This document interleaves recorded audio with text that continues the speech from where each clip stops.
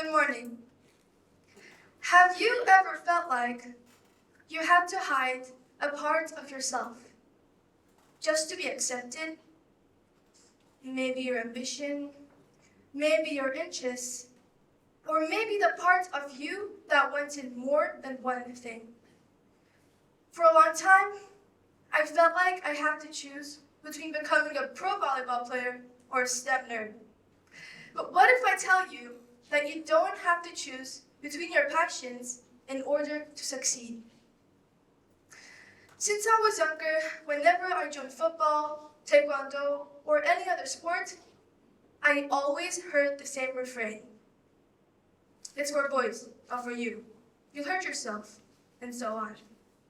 In sixth grade, I still remember sneaking out to practice with the boys' football team because it was kind of more fun than gymnastics until my teacher found out and I was forced to go back. But in high school, after moving to a more traditional school, everything changed. That pressure got far worse. Teachers kept acting like girls shouldn't play sports, instead focused solely on studying because they saw sports as a distraction. And for a while, I started believing them. I doubted myself. I wondered if it's better to just give up and become the girl that society expects me to be. And maybe then, they'd accept me. And as time went on, I stopped smiling, enjoying life, or just being myself. Because I stopped doing the one thing that made me happy. UNESCO reported that 49% of girls drop out of sports during adolescence, 6 times the dropout rate of boys. And this is not because they're lazy, but because they lose confidence due to gender inequality, body shape, and societal expectations. So I asked myself one question. Is giving up on volleyball, a part of who I am, really worth society's approval? The answer was clear. So I stopped looking for approval. Instead, I studied seriously and I trained seriously to prove them wrong. My teachers thought I was wasting time, but the results proved otherwise.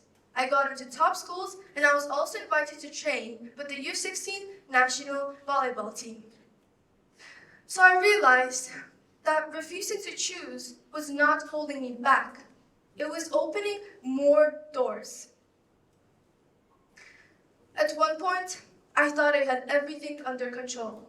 I was balancing school with sports while building my project, Eco-Education, where I worked with public schools to turn my environmental ideas into real impact.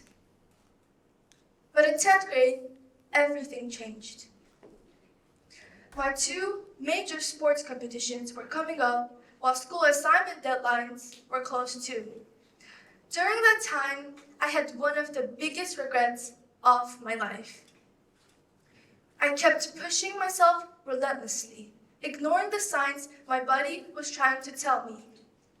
And then, just before leaving to a big competition in Kazakhstan, I got a lung infection. And just like that, my tournaments got canceled, I fell behind in school. As a result, my grades dropped. And a week later, when I thought everything was going back to normal, I heard the most painful news of my life. My grandfather has passed away. Sorry. I still remember that moment, the shock, the disbelief, the silence that followed. And for days, I stopped thinking about deadlines, competitions, or success. I was just grieving. And when I finally looked up again, I realized I was behind in school, behind in sports, behind in everything. It felt as if all my hard work had been wiped out. But that was also the moment I understood something I had never fully understood before. Falling behind doesn't mean you failed. There will be times when life disrupts you.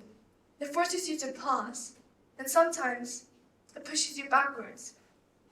And when you fall behind, what matters is not how perfectly you manage everything, but whether you find your way back. So, I stopped chasing perfect balance. Instead of trying to do everything at once, I started focusing on different priorities in different seasons. During competition periods, sports came first. And during exam periods, I shifted back to academics. So my life isn't just one fragile plan, but a system that can recover. And a big part of that lesson came from my grandfather, Jalil Sultanov. People always told me that I looked like him, acted like him, and I was even born on the same day as him, but 66 years later. My grandfather always believed in me, supported me when things went wrong, and always reminded me to never give up. He inspired me that girls are capable of so much more than people often expect. Because of him, I learned to keep pushing forward no matter what. And he lived that example himself. He was deeply committed to sports and Aikido black belt, who also competed in fencing at the highest level, while researching independently, creating a Japanese memorial museum in Uzbekistan. He built a friendship bridge between Japan and Uzbekistan and received honors for his work. So, my grandfather didn't choose between an Aikido black belt, fencing champion, or being the founder of a Japanese memorial in Uzbekistan. He chose to pursue all of them. So, if he could build a life that big, then why should I make mine smaller? And I think that question matters far beyond my own life. Too often, society teaches girls to aim for perfection. But in that process, they're taught to become quieter, less ambitious, and easier to be accepted. And research shows how early that shrinking begins. The Women in Sports report found that 43% of girls who once saw themselves as sporty disengaged from sports after primary school, with fear of judgment and lack of confidence among the biggest reasons.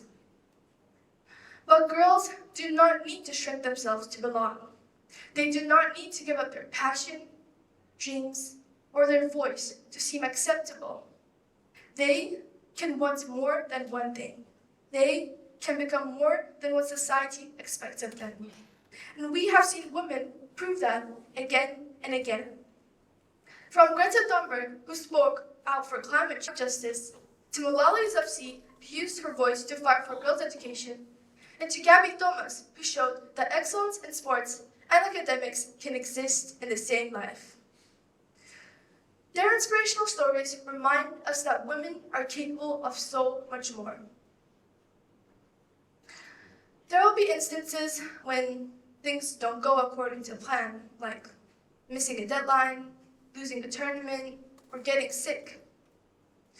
But in those moments, you decide what happens next.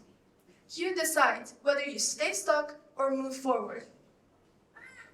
Sports gave me discipline, science sparked my curiosity, and eco-education gave me purpose.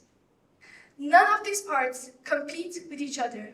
Together, they make me who I am. So maybe you used to have a passion or a hobby that you loved, but somewhere along the way, you just decided it wasn't worth the effort anymore. Because you fell behind, because someone told you it's unrealistic, or because you were afraid you might never be good enough. Instead, you chose the safe route. So I'll leave you with this one last question.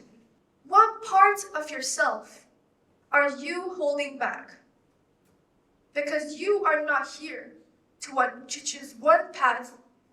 You are here to explore many paths and to create your own. Thank you.